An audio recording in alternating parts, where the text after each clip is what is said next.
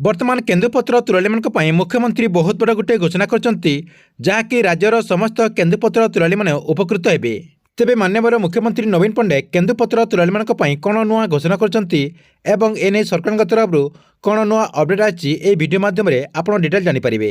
ସେଥିପାଇଁ ଭିଡ଼ିଓଟିକୁ ଶେଷ ପର୍ଯ୍ୟନ୍ତ ଦେଖନ୍ତୁ। ତା ପୂର୍ବରୁ ଭିଡ଼ିଓକୁ ଗୋଟେ ଲାଇକ୍ କରିଦିଅନ୍ତୁ ଏବଂ ଯେଉଁମାନେ ମୋ ଚ୍ୟାନେଲକୁ ନୂଆ ଆସିଥିବେ ଚ୍ୟାନେଲକୁ ସବସ୍କ୍ରାଇବ୍ କରି ପାଖରେ ଥିବା ବେଲ୍ ଆଇକନ୍କୁ କ୍ଲିକ୍ କରିକି ଅଲ୍ ନୋଟିଫିକେସନ୍ ଅନ୍ କରିଦିଅନ୍ତୁ।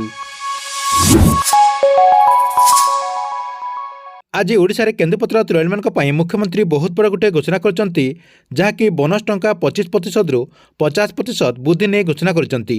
एने राज्य में 98 कोटी टंका सरकार तरफ मंजूरी कर जायछि। सेहीपरि सीजनाल कर्मचारी तथा ठिका श्रमिक मानकर इनसेंटिव 5% रु 10% को सरकार वृद्धि करछंती। एथिपई राज्य सरकार तरफ 11 कोटी टंका मंजूरी कर जायछि, जहाँकि हेड चेकर माने आगर जो 22,000 टंका पाउतिले एबे से माने 26,000 टंका पाई परिबे। ता सहित केन्दुपत्रर जो बिड़ा रहिछि 20 पत्रर बिड़ा को 1 टंका 40 पैसा आगु जो दि जाउतिला एबे गोटे बिड़ा को 1 टंका 60 पैसा वृद्धि कर जायछि। ता सहित 40 पत्रर बिड़ा को 2 टंका 80 पैसा जो आगु थिला एबे 3 टंका 20 पैसा कर जायछि। ता सहित जो माने केन्दुपत्र तुलाली अछंती एवं केन्दुपत्र कर्मचारी अछंती सेमानकर परिवारर 2टी झियो को बाहागर पई 25,000 टंका लेखाएं सरकार तरफ सहायता करा जिवो। एहा सहित केन्दुपत्र तुलाली एवं कर्मचारी परिवारर छात्र छात्री माने छात्रवृत्ति पई आवेदन समय सीमा को सरकार तरफ आउ गोटे मास पई वृद्धि कर जायछि।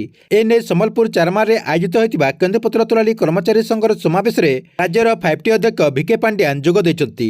एही समावेश रे पश्चिम ओडिशार 11टी जिलार केन्दुपत्र तुलाली बंधाली सीजनाल कर्मचारी श्रमिक जोग दैछंती। एही कार्यक्रम रे 5टी अध्यक्ष भिके पांड्यान एही उद्बोधन दैछंती।